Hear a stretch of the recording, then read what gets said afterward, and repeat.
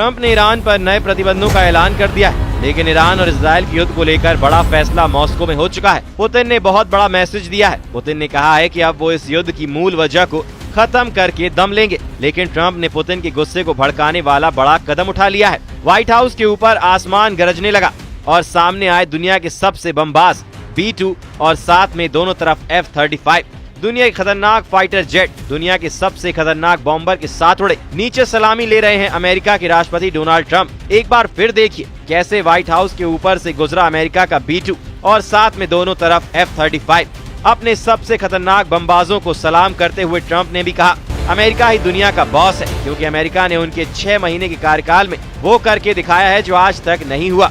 अमेरिकी राष्ट्रपति Donald Trump का कहना है कि मेरे ख्याल से राष्ट्रपति के रूप में मेरे करीब 6 महीने सबसे कामयाब कहे जाएंगे। मुझे लगता है कि वो कह रहे हैं कि ये सबसे अच्छे 6 महीने थे। मैं जानता हूं कि वो पिछले 2 हफ्तों के बारे में कह रहे हैं कि जहां तक जीत का सवाल है, ऐसा पहले कभी नहीं हुआ। ये अमेरिका का स्वतंत्रता दिवस का जश्न है, जिसे ट्रंप ने अपनी फायर पावर दिखाकर मनाया, क्योंकि इन्हीं विमानों की धमक पर पूरे इजराइल और ईरान की युद्ध में दिखाई दी। लेकिन अमेरिका और इजराइल की जोड़ी को दहलाने के लिए बड़े मैसेज मॉस्को से आए हैं। रूस के विदेशी मंत्री सरगेई लावरोव ने सऊदी अरब के विदेशी मंत्री के साथ मुलाकात के दौरान ऐसी बात कही जो तेल अवीव से लेकर वॉशिंगटन DC तक सबको परेशान कर सकती है। रूस ने अमेरिका और इजराइल दोनों को चेतावनी दी है कि ईरान के खिलाफ युद्ध खत्म हो चुका है, यानी अब जंग दोबारा नहीं होनी चाहिए या ईरान पर अब हमला बर्दाश्त नहीं किया जाएगा। उधर रूस के विदेश मंत्री सरगेई लावरोव का दावा है कि हम अभी भी इस युद्ध के मुद्दे को अकेला नहीं छोड़ना चाहते, ताकि हालात फिर खराब ना हो। युद्ध करने वाली पार्टी अब भी पश्चिम एशिया में सक्रिय है। हम इजराइल के नेतृत्व का प्रतिनिधित्व करने वालों में से कई तरह की बातें सुन रहे हैं। मैं उम्मीद करता हूं कि यूरोप के देश जिन्होंने IAEA बोर्ड ऑफ के सत्र में बहुत जल्दी में ईरान विरोधी फैसलों को बढ़ावा दिया, जबकि इसकी जरूरत महसूस नहीं की जा रही थी, वो देश अपनी जिम्मेदारी को समझेंगे। रूस के तेवर देखकर ईरान भी तैयार है। ईरान में IRGC कमांडर हुसैन सलामी की वर्दी को छूकर कसम खाई गई है कि इस बार हमला हुआ तो ना इजराइल बचेगा, ना ही अमेरिका के अड्डों को बख्शा जाएगा। मॉस्को से लेकर तेहरान तक ईरान और इजराइल का रुका हुआ युद्ध एक बार फिर उबाल खा रहा है।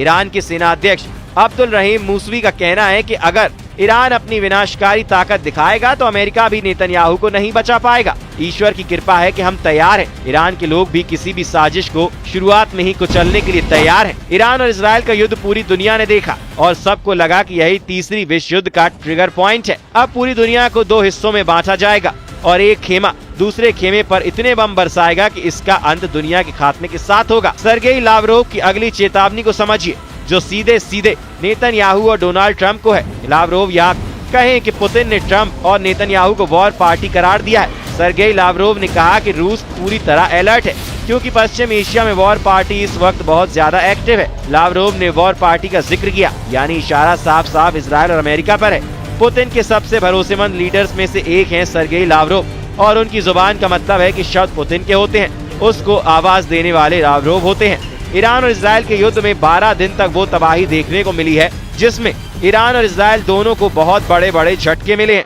रूस ने कहा है कि अब इजराइल की तरफ से जिस तरह की बातें सामने आ रही हैं, उससे साफ है कि युद्ध का खतरा टला नहीं है। अमेरिका और इजराइल के खिलाफ अब रूस खुलकर ईरान के समर्थन में आगे आ रहा है। रूस बता रहा है कि ईरान के खिलाफ एक अंतर्राष्ट्रीय साजिश रची गई और इस साजिश को लॉन्च करने में यूरोप के देशों ने अंतर्राष्ट्रीय परमाणु ऊर्जा एजेंसी को अपना जरिया बनाया। ईरान के खिलाफ अब इजराइल ने 13 जून को हमला किया था, तब उसने IAEA के प्रस्ताव को ही बहाना बनाया था और इसी को हथियार बनाकर ट्रंप ने भी अचानक बातचीत से पलटी मारी और इजराइल को पूरा समर्थन देने के साथ 22 जून को ईरान के परमाणु ठिकानों पर स्ट्राइक भी कर दी। 12 दिन के युद्ध यानी इजराइल के हमलों में ईरान को नुकसान तो बहुत ज्यादा हुआ, लेकिन इस जंग का फैसला अभी सीज फायर के साथ ही हुआ है, यानी ईरान और इजराइल दोनों अभी एक प्लेटफॉर्म पर हैं। बेशक जीत का ऐलान दोनों तरफ से किया जा रहा है।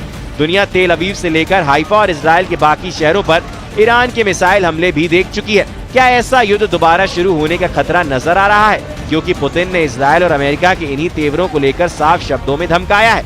अब सवाल है कि रूस को ऐसा क्यों लग रहा है कि इजराइल और ईरान का युद्ध फिर से शुरू होने वाला है। ईरान की सेना के चीफ ऑफ स्टाफ ने कहा कि उन्हें शक है कि इजराइल सीज फायर का उल्लंघन जरूर करेगा और उसके साथ ही हैरान रह जाएंगे। 12 दिन के युद्ध के दौरान इजराइल के हमलों में ईरान के 935 लोगों की जान गई। इनमें उसके कई सैन्य कमांडर और वैज्ञानिक भी शामिल थे। तेहरान में IRGC के कमांडरों की याद में एक साथ सभा हुई खास तौर से IRGC चीफ हुसैन सलामी को याद किया गया। ईरान की सेना अपने बड़े बड़े कमांडरों को खोने के बाद एक बार फिर से मजबूत दिखना चाहती है। इस बार ईरान की वार्निंग इजराइल के साथ साथ अमेरिका यानी डोनाल्ड ट्रंप को भी है और वार्निंग बहुत साफ है कि जिस तरह की मिसाइल वाली आतिशबाजी तेल अवीव और हाइफा ने देखी है, वैसे ही हमले खाड़ी में मौजूद इजराइल के सभी साथियों पर भी होंगे और इनमें ईरान इस बार कोई कोताही नहीं करेगा। ट्रंप भले ही अमेरिका का स्वतंत्रता दिवस मना रहे हो, लेकिन पुतिन का साथ मिलने के बाद ईरान के कमांडरों की वार्निंग को हल्के में लेना बड़ी गलती होगी। इजराइल के प्रधानमंत्री नेतन्याहू पहले ही कह चुके हैं कि उनके सामने एक दो नहीं बल्कि 7 फ्रंट हैं। इजराइल के सामने हमास फ्रंट भी खुला हुआ है। इजराइल के 23 बंधक अभी भी हमास के कब्जे में हैं और इजराइल के सामने लेबनान का फ्रंट भी है और यमन भी इजराइल को ललकार रहा है।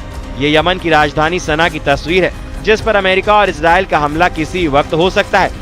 ऐसी वार्निंग बार बार दी जा रही है, लेकिन यमन में इजराइल को सबक सिखाने की आवाज तेज होती जा रही है। राजधानी सना में हजारों लोग इकट्ठा हुए और गाजा पर बमबारी रोकने के लिए इजराइल को वार्निंग जारी की गई। साफ नजर आ रहा है कि गाजा को लेकर इजराइल ईरान से लेकर यमन कई मोर्चों के निशाने पर है, क्योंकि ईरान इजराइल का युद्ध बेशक रुक गया है, लेकिन गाजा पर इजराइल की बमबारी अब भी जारी है और इस बमबारी में 57,000 से ज्यादा लोगों की मौत हो चुकी है। गाजा के बचे कुचे अस्पतालों में घायलों का आना लगातार जारी है।